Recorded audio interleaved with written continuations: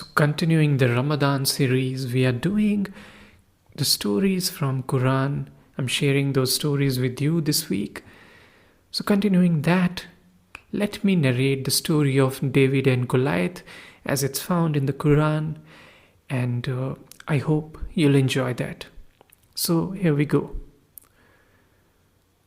When the two armies faced each other, Goliath challenged any soldier from King Saul's army to single combat, as was the custom of battle in those days. Goliath also wanted to show off his strength. The men were terrorized, and no one had enough courage to volunteer. The king offered the hand of his pretty daughter in marriage to the man who would fight Goliath. But even this tempting offer did not change the deadly silence among his soldiers. Then, to everyone's surprise, a youth stepped forward. A roar of laughter echoed from the enemy's side, and even Saul's men shook their heads. The young man was David from the city of Bethlehem. His elderly father had chosen 3 of his sons to join Saul's army. He had instructed the youngest one, David, not to take part in the fighting but to help the army in other ways and to report to his father daily on what was happening on the war front. Although Saul was very impressed by the youth's courage, he said, "I admire your courage, but you are no match for that mighty warrior. Let the strong men come forward." David, however, had already decided and was willing to meet the challenge.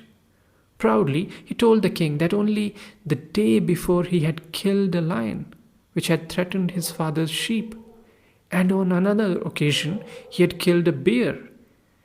He asked Saul not to judge him by his appearance, for he feared no man or wild beast. Saul, surprised by young David's brave stance, agreed.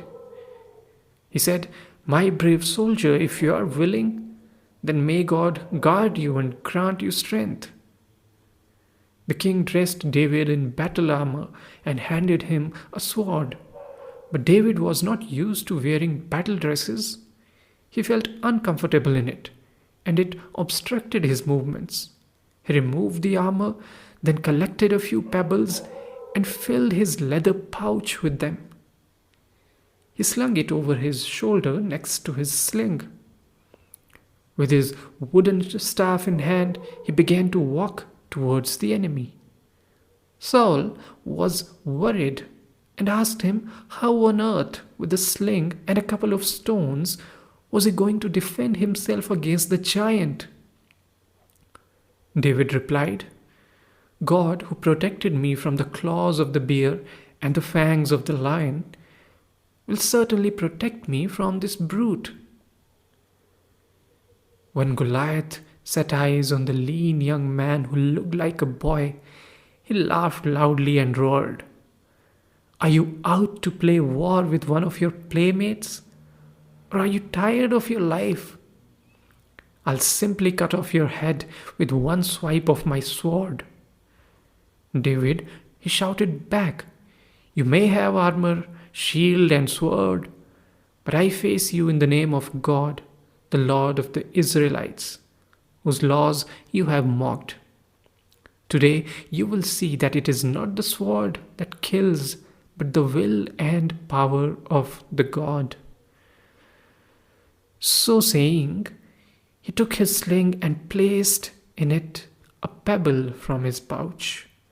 He swung and aimed it at Goliath.